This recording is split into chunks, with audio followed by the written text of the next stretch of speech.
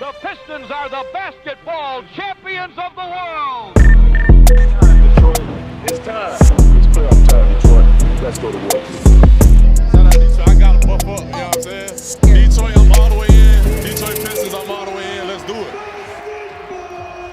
Welcome to another episode of the Buffs On Podcast. We are the best POD in the 313. We're talking about the Pistons, who are now still the 1 seed in the East and have cemented that, making a statement by taking down the New York Knicks in impressive fashion, blowing them out by over 30 points. We're going to talk about that game. We're going to talk about the win in Cleveland, and we're going to talk about the win against Chicago. We're also going to touch on Isaiah Stewart here today. Dennis Jenkins, career high 15 assists as well. So a lot to get into. Only 3 games, but the Pistons made those 3 games count. Connor, you're first on my screen. What is one of your biggest takeaways from these last 3 games? That it all came back together again. I was just re-listening to the last pod, and we were like, we were pretty down and out, very, very negative, which I think we went 1-2, which brought that negativity out of us. We were talking about, oh, this is not like a championship roster as currently constructed, and it still might not be, but these were 3 absolute great wins where things just kind of clicked a little better. Like the Knicks game especially. I mean, that game was awesome, but all 3 of these games was just guys coming through the way that they needed to come through in big moments, and 2 were great wins. I can't really like everybody kind of contributed. It wasn't like any specific person drove these 3 wins together, but yeah, what do you guys feel? No Jalen Duren or Tobias Harris for Oh, all yeah, 3 of wins. course. So I feel like that's something we got to note. During the playoffs, we were like, oh man, imagine if we had Stu and Jaden Ivey, and now you have Stu and Jaden Ivey, but you lose Jalen Duren, and they sure made their presence felt. That's actually a hot take I've been working on. Yeah. I've been working on 2 hot takes, and I'm just comparing Pistons to Pistons. I don't mean to bring anybody down, but in the concession of winning games, Isaiah Stewart is better than Jalen Duren, and And then Tobias Harris. Tobias Harris. That's a less of a hot take. And then my other hot take is as strictly a lockup guy, perimeter one-on-one defender. We're not talking about a team scheme. Ron Holland is better than Asar Thompson. You know what? I've kind of been noticing that a little bit too. It was in that Cleveland game that it kind of stood out to me. He just glues to guys.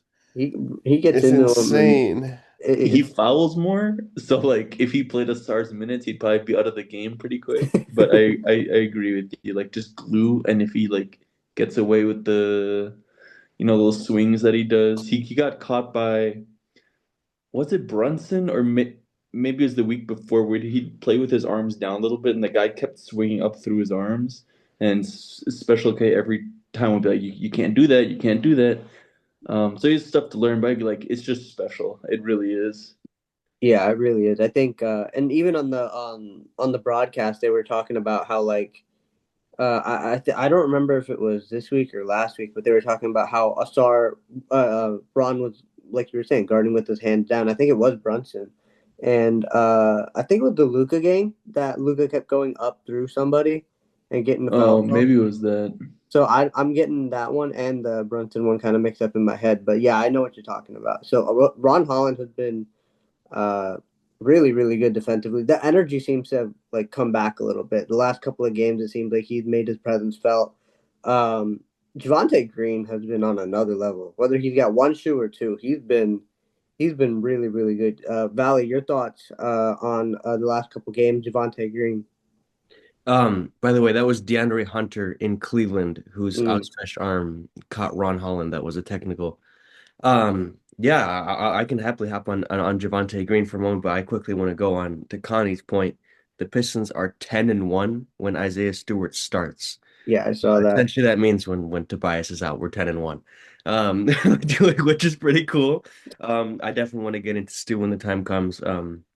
I feel like every single one of these games in the week, Connie, you say it wasn't anything that was really glaring to you. I can identify several key moments from Isaiah Stewart in every game.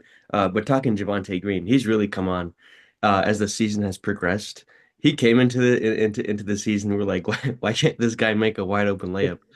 Because he literally couldn't. He couldn't make his threes either. But when you start being pretty consistent on the catch and shoot three-pointer, quick release, and when you just play as hard as he does, the minutes find you. He was kind of on the end of the rotation, especially once we were getting fully healthy again after that, after we were so shorthanded for a while. And Javante has now had to re-earn those minutes, which is kind of a surprise he had to earn them, but he's thoroughly earned them. He's playing north of 30 minutes a few times now. He's closing out games because he's just so important. He's 6'5", but I think he genuinely guards 1 through 4, and he does it pretty well. Such an aggressive defender. Javonte Green has been a guy that I could see us like if the playoffs theoretically started tomorrow, I think he would be one of the 5 guys closing out a game and playing about 30 minutes a game. I think he's that valuable to us, and it bewilders me every time I think about it that this guy's 32 when he's on a veteran minimum. All 29 teams could have offered this guy a contract, and they maybe could have offered him more money. Like you look around at like the Lakers and how lethargic they are, and they're like, you could have made a run at Javonte Green, and he's looking like an incredibly integral part of But an is it extremely would high energy Javonte team. Green would Javonte Green be the same guy on the No, Lakers? he Like wouldn't. it's one of those things where it's like he's a puzzle piece, man. Like that he fits into and we fit him so well. I It's would just argue though that like any puzzle piece almost any puzzle piece would connect in with the Pistons. Like you yeah, can pick sure, a but personality between him and like the Tim Hardaway or Malik Beasley. They're totally different, but it's still a the similar. monster energy guy who tries as hard as he possibly can at all time, talks shit and just gets into people. That's a Detroit Pistons player. Absolutely. I can't not say, and also a Detroit Piston player, and speaking particularly about the Cleveland game, Isaiah Stewart. Um, that was the first game we saw that Jalen Duren would miss some extended time. We saw P. Reed go into the lineup with Isaiah Stewart, which is another a can of worms we can open. I think that's a fascinating little insight that JV Bickerstaff did. But I said that there's something from every game I could take away from Stu, and him switching onto Donovan Mitchell to close out this game against the Cavaliers. It wasn't a block. When I look back at it, it looked like Spider was trying to pass it at the end because he realized he was screwed, and Stu will get the credit for that steal. But um, even when it comes to switching onto Jalen Brunson against the Knicks, Isaiah Stewart switching onto guards is so valuable. Brunson was cooking offensively in terms of scoring the ball, especially early. But this is not a true statistic, or it might be. I don't think he scored on Isaiah Stewart. Connie, we were at the game. Whenever he switched onto him, it was barbecue chicken for Stu. His ability to switch onto guards and elite guards like Donovan Mitchell and Jalen Brunson, it's invaluable. It's priceless what Isaiah Stewart can bring to the team. I just think that, oh man, he's got to be starting games. I don't care. I don't care what it is. I know we're good. He's got to be starting games. He is a Detroit Piston. Gabe, you're so hungry to say something. Get in here. Yeah. I had this thought where if we're in a playoff series against the Knicks, would it be crazy to start Stu on Brunson? I'd love it. I Because would like love it so he's much. not quick enough to like beat him every time. Stu stays down. Like I Maybe not would as like the primary love guy. that It'd be interesting matchup. to get worn down, but like for flashes, I don't get why not. And I say that to every single guy who's on a heater. We're playing against guys. Say the plan is for Sar to get him or Cade even, and the guy's just on a heater. I don't care who it is. I would switch Stu onto him because I think Stu is one of the rare guys you can say can guard 1 through 5. Switch or start him as the primary matchup. I think start would be a big ask, but I don't think he wouldn't be able to do it. And do you guys think like that's a legitimate thing to say? That's not just Pistons delusional, like being delusional for the Pistons. Can It's you it's legitimately Pistons guard 1 through 5? it's Pistons delusion for sure. I'm sorry, but I'm like switching out and guarding for possession and being the guy that picks him up every single time and that's what they scheme for is a He'd probably different fall out. situation. But he's guys gonna like Curry who like a run around screens Stu would struggle with. Hmm. Really herky jerky guys that Asar struggles with, Stu would struggle with, and like players like I mean special players like KD, where like if you're half a step slow, he's just rising up. Stu often plays pretty far back and then tries to contest, which works against average NBA players, but against elite guys that kind of cook him. But Connie, what were you gonna say? Because I'd like to go more into the Knicks game afterwards. Well, he's got a job to do against the Knicks, and we could talk about it, but that's put Karl Anthony Towns in hell. He's supposed to make sure that Karl Anthony Towns has absolutely no fun playing a basketball game at all. And him and Paul Reed, man, I called it before this is exactly what I said before I said those two boys are gonna have Karl Anthony Towns drowning, and they did. They He was absolutely did. invisible that game essentially. Because they have the exact right combination to neutralize Cat. Cat has this weird thing where he's big so he can shoot over guys, but like the really big guys, if they do come out, he will just run by them. But this is like two guys that have this strange combination of like foot speed, size, and strength that really match up well with Cat. And we just happen to have two guys like that on the team, one of them being the best defensive player in the NBA. So, I mean, Gabe, what do you want to go on the Knicks? Because you want to keep going on it? Because I got things to say about it as well. Yeah, sure. I think this was arguably Cade's best game he's ever played. I thought it was a defensive masterclass by Cade, not to mention the complete offensive domination. This was like hyped for weeks, almost months, I'd say, this game. Like, oh, the two top teams finally meet. Everyone thinks Knicks are the actual best team in the conference, and then we just blow them out. They are not fast enough. Last year, Cade wasn't strong enough to hang with OG when OG really got into his face. Cade's stronger now. OG even got like posted up by Cade. I thought that's a huge change of like speed to how this game gets defended on their end. It was just like it was so clear that we're a better team than them. I thought, of course, they can get hot and they're a smart team, and so in a playoff series, it won't be a walk. But like if you just Mhm. play one time, the athleticism and speed that we have, plus like positional size, where Brunson can't hunt. Now that like we're all bigger, except for maybe Ivy, who left a little bit to be desired this week, I thought. But man, what a just amazing game to watch. And these other two wins this week, I kind of think the Cavs are like a bad team, and that's a stinky game with a lot of free throws. And then the Bulls as well. I mean, speak about Stu, right? But anyway, you guys have anything else to add on that Knicks game? Connie, go ahead.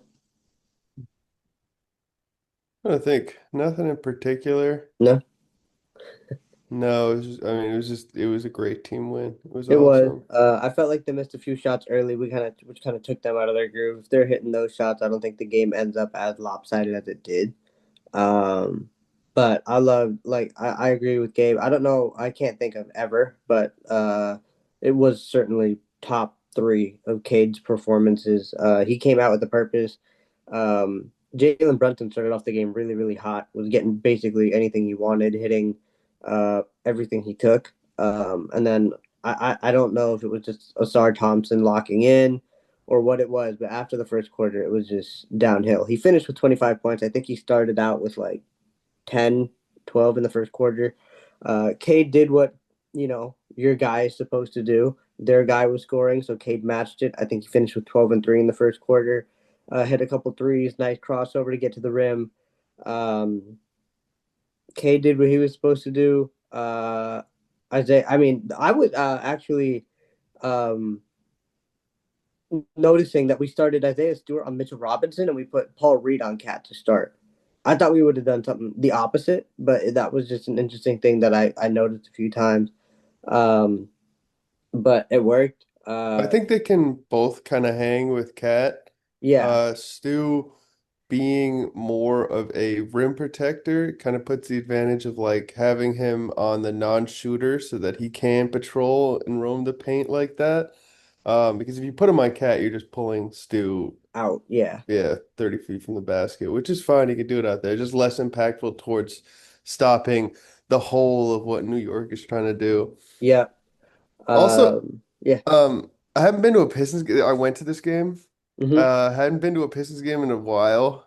Um, the stadium is so much fuller than what it used to be, man. I was used to buying the top row tickets and then just walking up a couple rows, sitting somewhere nicer. But damn, bro, I was at the very top and people were moving me out of my seat because I sat in the wrong one. It was absolutely packed. It was awesome. Oh yeah, LCA is back and it's gonna get nothing but more full as the season goes on, and then the WNBA is coming here in 2028. So, uh, great venue. It's nice to see Pistons fans excited again. You know, I went to, I think it was the Bulls Pistons game in November, and even that was packed. Like a Wednesday night Bulls Pistons game had a significant amount of people in it. So it's nice to see Pistons basketball is back. Valley, you have any thoughts on Isaiah Stewart or the Knicks game specifically? I think with the Knicks game in particular, we showed up like the team that got robbed in the playoff series, and we showed up like a young and hungry team that was missing two key pieces in that playoff series, and we know we could beat them. I was kind of just shocked as the overall like beat down in terms of energy levels that there was. I feel like we've never been on the other end of that. On I've never seen something like that where we've been on the positive end of that. I usually feel like in the past we're on the receiving end of that.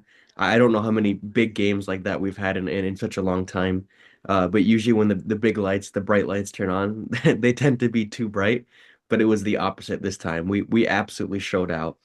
And what that showed to me, that we showed out in the big lights rather than kind of crumble as a young team potentially could, it gives me more optimism coming into the playoffs because I think we treated that game like a playoff game.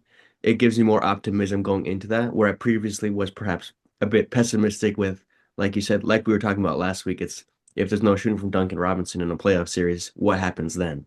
Um, I just kind of have the notion that we're going to figure it out more, and that's what I kind of got after this game.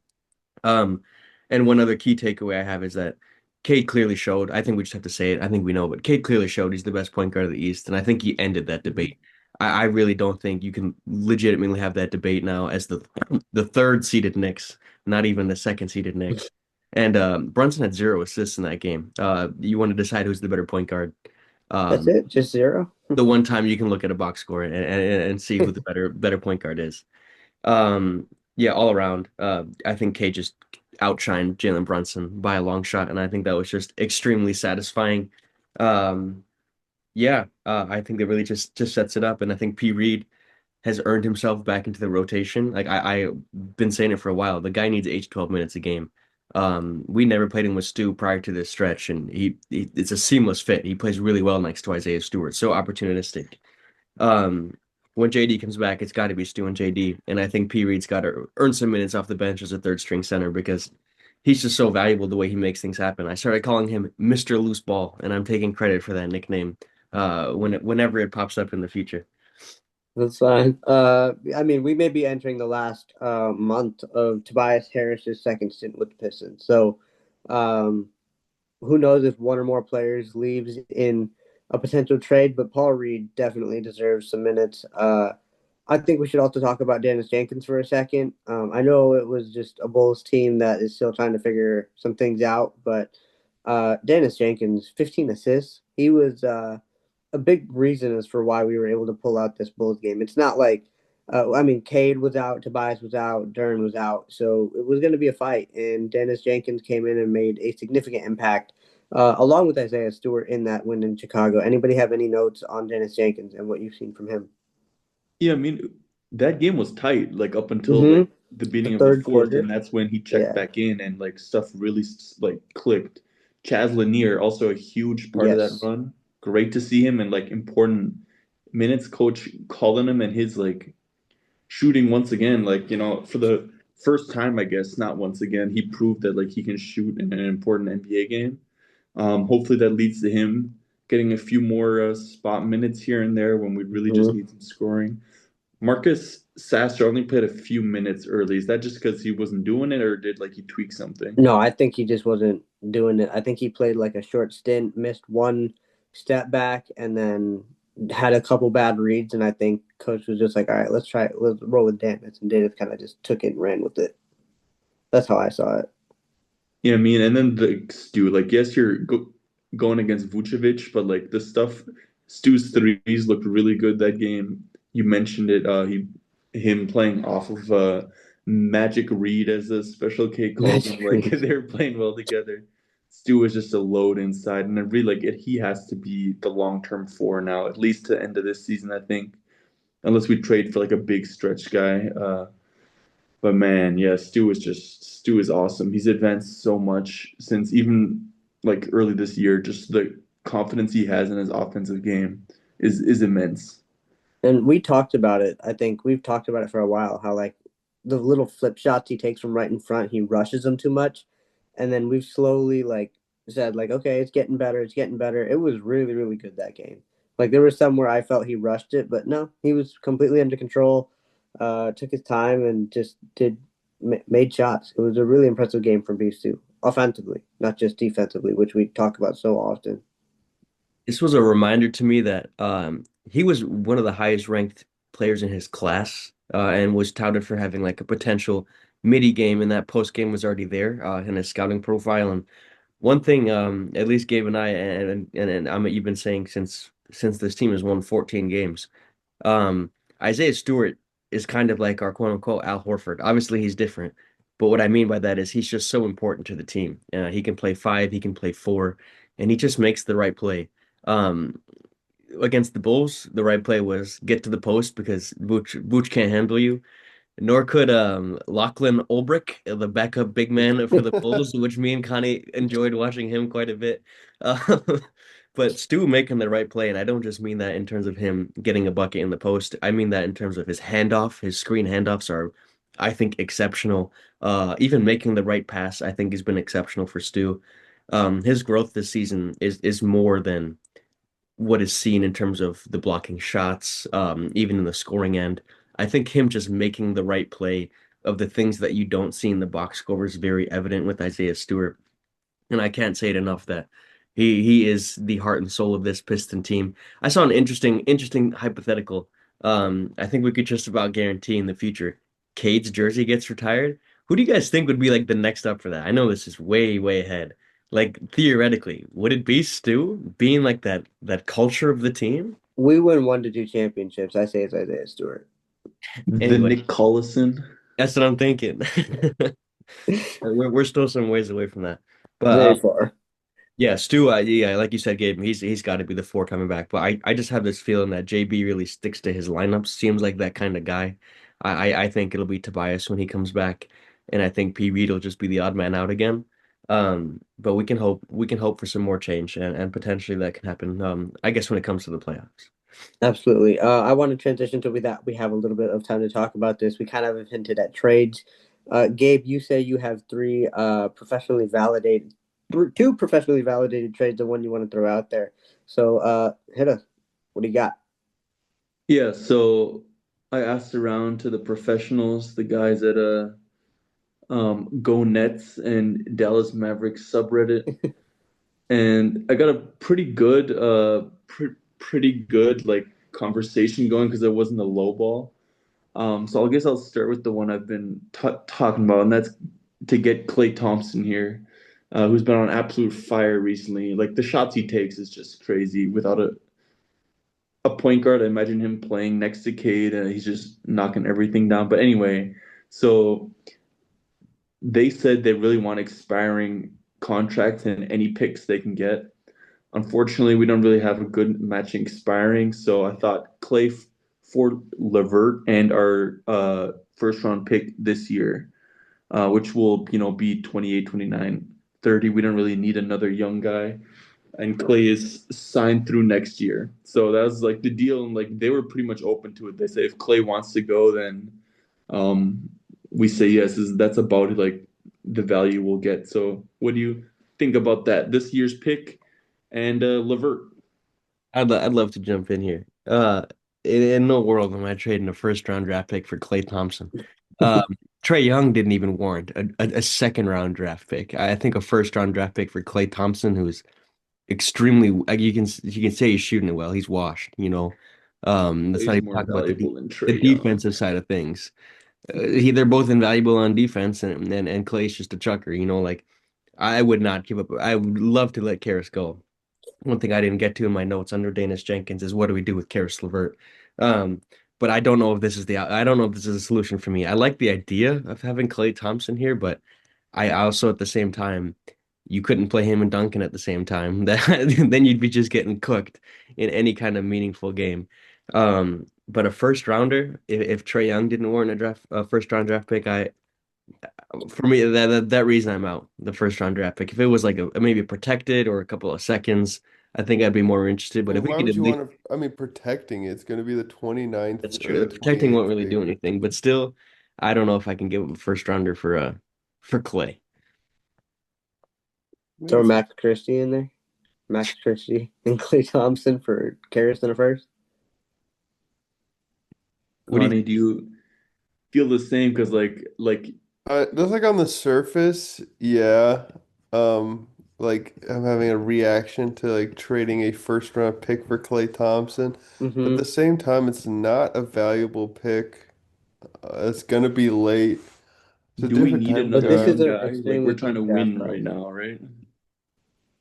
But like my only thing would be like if you use that pick for that, you can't use it for something else. And it's still a first round pick and its value holds. Like, so if you're giving that up for Clay Thompson value, probably not as good. Yeah, if we could switch it to like a couple seconds Oh or yeah, no pick. 100%. Like Yeah. Levert and f 3 second rounders. I I mean, feel like that's way more worth than one first round pick. But to each their own. We do own their 27 second round pick. So that's what I initially suggested to like get that back, and they're like, yeah, we we need that, but we need a little bit more because like I don't know if you guys have watched his games. This guy is a shooter. Like he was cold to start the Clay year. Thompson? a Yeah. shooter? Really? No, but he's not washed. He's not washed. The guy said he's I have washed. to Like pay watch his attention. highlights. This guy, the threes he takes and makes are ridiculous. All right, moving on then. This is a guy Connie's been wanting. So this is about MPJ. And again, all the Nets wanted was expiring deals and some picks, but they're very on the defensive. Like it was like half of them were like, no, we want to keep MPJ. He's too good, which I completely understand. And then, well, it's like a third. The other third said, no, we need a good young player. And because Duran, Cade, and Asar are untouchable, we want Ron Holland. And then the other third was like, okay, yeah, that's a pretty good deal. And so I said MPJ for Tobias Levert and the 26th first and the 2030 first. Ooh. Who first is a lot for me. I would I would do that. Really? I would as well. Yeah, you're not missing any, but you're not messing with this lineup at all. If you just keep the guys and pay the guys, that 2031st shouldn't be too detrimental. And at some point, you got to do something. Yeah, And this but is I the, don't know. the Is MPJ a long like this is would be for the rest of this season and next season? I think he makes 38 this year and 40 next year. He's 27 years old, yeah. Yeah. I mean, it's just that big number that's kind of scaring me because like we need another like guy next to Cade, and you're paying MPJ who's not hypothetically, who's essentially just another role player. 38 to 40 million. I see him he's as like more than a role You player. think he's this, more than yeah, that? I think he's more of a secondary offensive option. He yeah, but got like, is some, it more? Can he? I guess okay, he's got some pop. He's got some zhuzh. he He can does, get some. but And then like, there's also just types of role players. If the role player is 6'11" and takes 9 3-pointers a game at 40%, yeah. Yeah, you can get it paid a little bit. I wonder what he's gonna get in his next contract. That'd I be mean, we very still have to pay interesting. JD, maybe JI, My thought process with this is, would this trade not be there in the summer? I do think I am pro and I'm but we open. need it now. So That's the yeah, thing, we though. But need why do we need that it now? because we're the Because best team in the Eastern Conference with a So why make a trade? but no glaring outside game though. flaws, glaring flaws. I was literally just talking about it. We started our podcast last week, and pretty much saying the team is currently constructed cannot go to the finals. We're Like, extremely sure, we're reactionary. hot right now. Yeah, it's an overreaction, and we're overreacting right now off of a great week. But like, the fact of the matter is, we are lacking in some shooting, But can't you? lacking in some real shooting, and some real players that like when it's not January and it's April and fucking it's nut crunching time. We need I guys just that Need a can feel guy. do it. I I mean, he has just a think MPJ huge has playoff expiring experience finally. contract right now, which we won't have in the summer. I Hmm. just think you go for it this year. And I think if I you want agree. that deal is there in the summer and you're still extremely young and you can go for it next season. But But it's not there in the You summer. I can't think make the you deal in the summer. Tobias is now on 25 mil expiring. and there will always be a deal to make. And I just don't think I think the guys have deserved the chance to go as far as they possibly can on their own. And But they with did that, not you're have missing nothing. Are the guys to you, is Tobias Harris and Karis LeVert, are those essential pieces? Are those like, wow, those are no, core but the four right dynamic of the there? entire roster turns upside down with Michael Porter Jr. Not really. I don't He It think so. does. slots in. He won a chip as like the third guy. He is a super, he would fit in. It changes our rotation He's not significantly. a, yeah, but he's not a ball hog. Just He He give kind of doesn't, is. Tobias Kind of his no, is. he's minutes. not. He doesn't dribble a hole to the ball. He's not a ball hog. He just He's not a happens, he gets passer. that motherfucker up. Yeah. Yeah, but like, that's good. I'm pro that, but I'm like, okay, then you're okay, Stu, get used to playing 15 minutes a game maximum then again. Like What? In what? what world, bro? You can play both of them together, can't you? Okay, but then okay, but JD, Oh, I'm assuming is the Stu starting five. MPJ front court. Don't But it's get me gonna be Duran. started on Like it's gonna that. be Duran as the starting five. Duran's gonna play at least 30 minutes. That leaves 18 for Stu. I I mean, don't how think much you go does Stu No, play yeah, because now? that's how NBA rotations work. I don't think you Is you go go I one don't think out, they would one out, one in, one out. If I my think it starter would be plays more 30, I back him I to don't think you're 18. hearing my point. I think it would be more one in, one out than it would be Stu and Duran You would together. have three guys. Yeah, but I don't think he Paul would do Reed that would be much. out. Michael Porter Jr., Isaiah Stewart, Jalen Duren. Those are your important bigs. All of those could play enough minutes. But I don't think we're going to see as much Stu Dern anymore if that comes, is what I'm saying. I think we will lose our double minutes. Double. Okay, we're gonna lose. We're gonna lose our double big minutes when Tobias Harris comes back from injury. You I know? mean, actually, you could probably close with Kata Sar, MPJ, Stu Duran. Yeah, you That is could. It would be nasty. awesome. I mean, he's not playing a lot more. He's playing four more minutes a game than Tobias Harris right now. Karis LeVert would be going out. That's another opening in minutes. I Like, don't think like it's a huge deal. They're like, oh, it's gonna take away. I think this is nothing but additive because truly also the environment, the spacing that he will create for these young dudes to work is something that we really can't appreciate until we see it. yeah.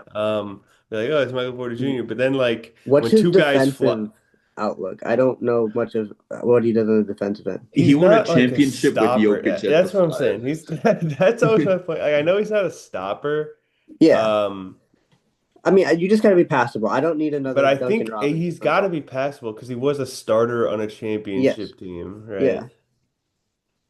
All right, I So see we're split. We should post that to Instagram I'm going to. I'm going see to. what the fans You guys are think. kind of pushed me to it. I'm just hesitant. Like, this is where I'm at. I'm hesitant because of the contract and the two first, but if it happened, I would say let's run it. Yeah, like he's just like it's yes, the like firsts are kind of like bad to give up, but like at some point you do have to make the move to get to the next level. And if you exchange Tobias for MPJ, yes, the contract as well, but I think if all guys kind of accept like let's not take the max, then it works out. All right, Yeah. last I trade think here. if you This put him one, on, All right, we're back. We got Zoom restricted. So we're gonna get right back into this.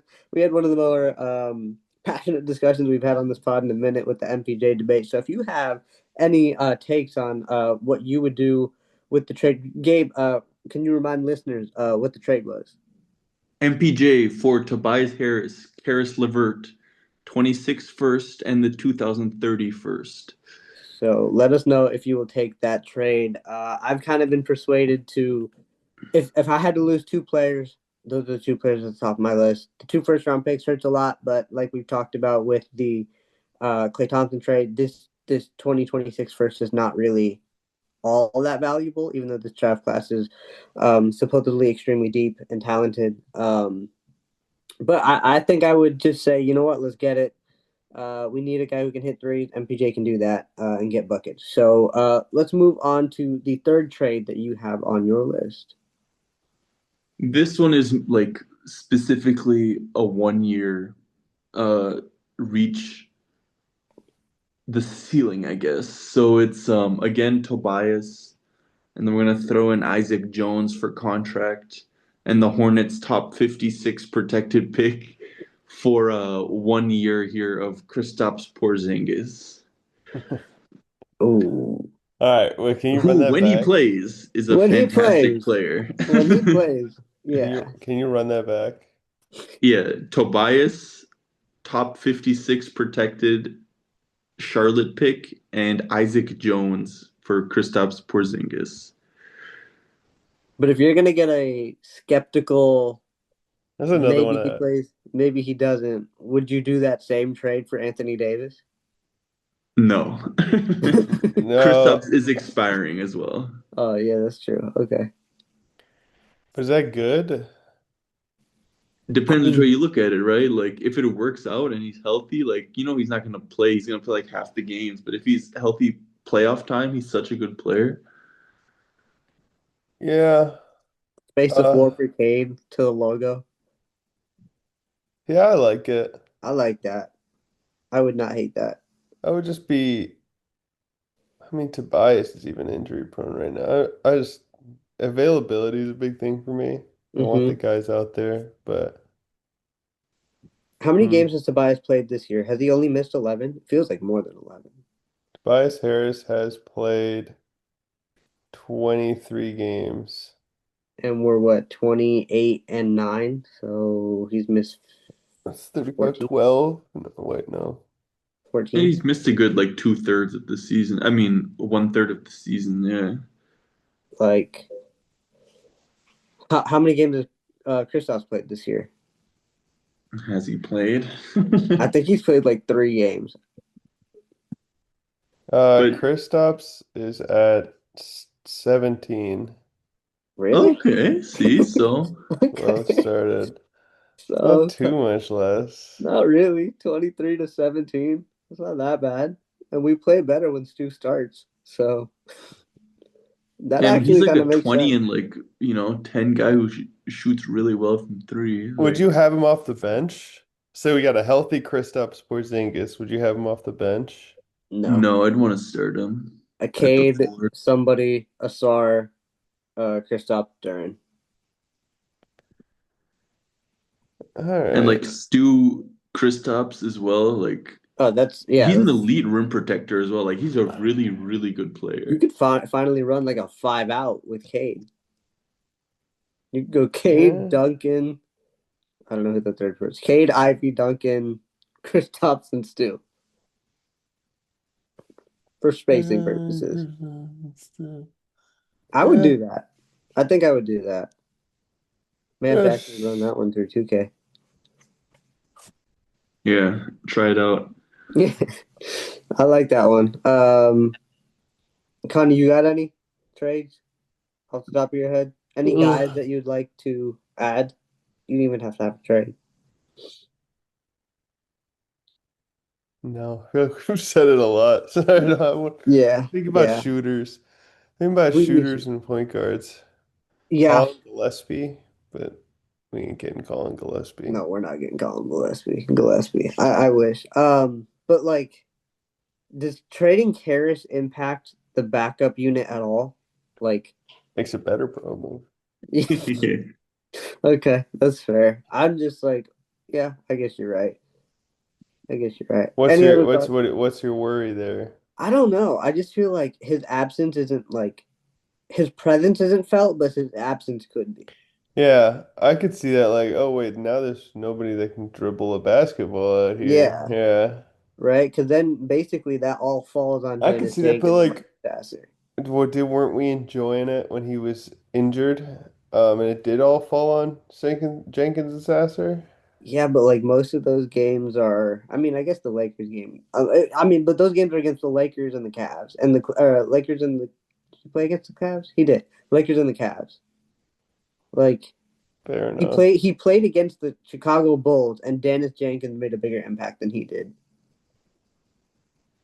which is kind of leaning me to like maybe we can survive without him.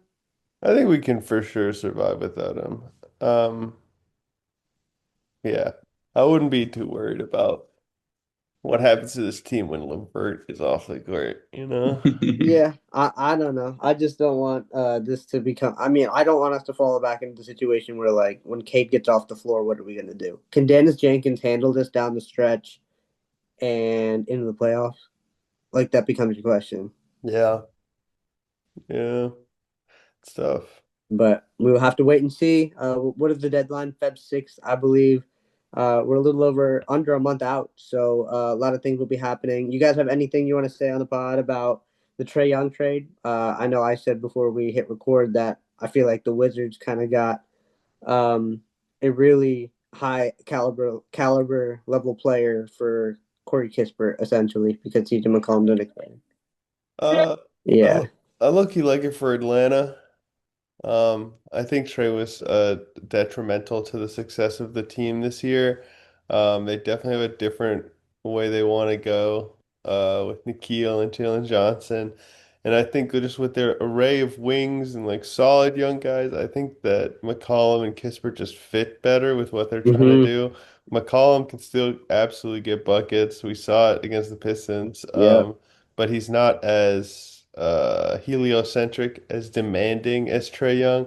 And then Corey Kispert, I feel like is just one of those guys that when he plays, he could fit on any NBA team because he moves and he shoots. Mm-hmm. As for the Wizards, let's hope they don't win too much. The Yeah. Knicks, it's top eight protected. Yeah. Their Uh, pick or they lose it.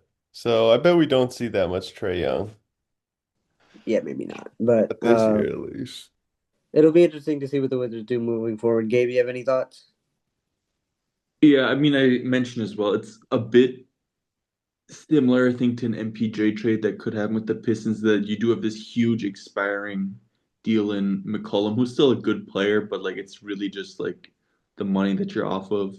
And Trey Young, like he's kind of bad right now, but I think it's just like you're buying low as well. This guy is a offense in himself. Yeah. Um, I think he'll be really good for Alex Sarr, for some other like development of Bub character and stuff who kind of learn how to play pick and roll from Trey. I don't think he's like he'll probably resign. I don't think it's gonna be a whole like 5 year huge contract thing. I expect like a 2 3 year thing. And then maybe join like a try to join a different team again. I think it's a win-win trade. I still think I don't know. Maybe they just waited too long. They probably should have traded him earlier.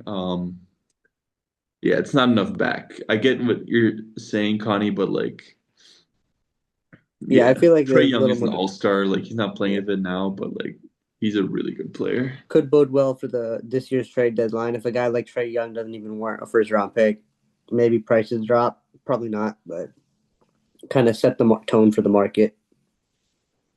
Any other thoughts before we get out of here?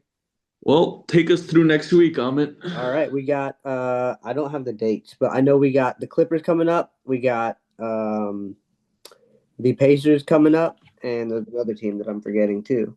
But the Clippers are next coming up. I do not know if we're going to get another 50 ball from Kawhi Leonard, but I expect us to come out with a little more fire and take this game a little bit more seriously. I know Boston's coming up as well. Who we got? We got the Clippers, the Suns, the Pacers, and the Celtics are the next four. Okay. Ooh, okay. I mean, obviously we beat the Pacers. I would hope Uh, that continues. Cade I, probably ho- sits that game. I hope we So have a revenge game against the Clippers, and I think the Suns game will be good. They're that'll be fun. Yeah. feisty. That They that one play might get hard. chippy. Yeah, Mm-hmm. exactly. Dylan Brooks, Devin Booker, like they like to stick Royce their nose O'Neal, in I think, things. is still over there. So Didn't him it'll and be Ron a Holland get into it in Ron Holland's like first fun preseason week. game? And a lot of rest between these games as well. So hopefully Cade's back on Saturday. Yeah. JD too, maybe, he's been out almost a week now, yeah. Yeah, they said 1 week reevaluation. Tobias was 2 weeks out, so we'll have to wait and see. I think the Boston game is going to be fun. That'll kind of maybe have that same feel as the maybe not the same level, but like kind of like that high intensity feel that we saw with the Knicks. I think the Pistons are going to again try to prove a point. We've fallen to Boston already this season. Did they beat us once or twice? And we're 1-1 against Boston. We had some no, wait. Yeah. So How just we the in-season tournament loss. So I think that'll be an interesting game. See how we handle the new 2 seed if they're still in that spot when they get here. But a lot of home games too. Only road game in that stretch is in Indianapolis. So any other thoughts before we get out of here? All right. Well, thank you guys so much for listening to this episode of the podcast. Let us know if you would do the MPJ trade, the Clay trade, or the Kristaps Porzingis trade. It'll also be coming to social media, so keep an eye out for that. So we will have that discussion with you guys there. But until next time, after we face the Clippers, the Suns, and probably the Pacers, we will see you guys next time. The Buffs on Detroit, because the future is bright.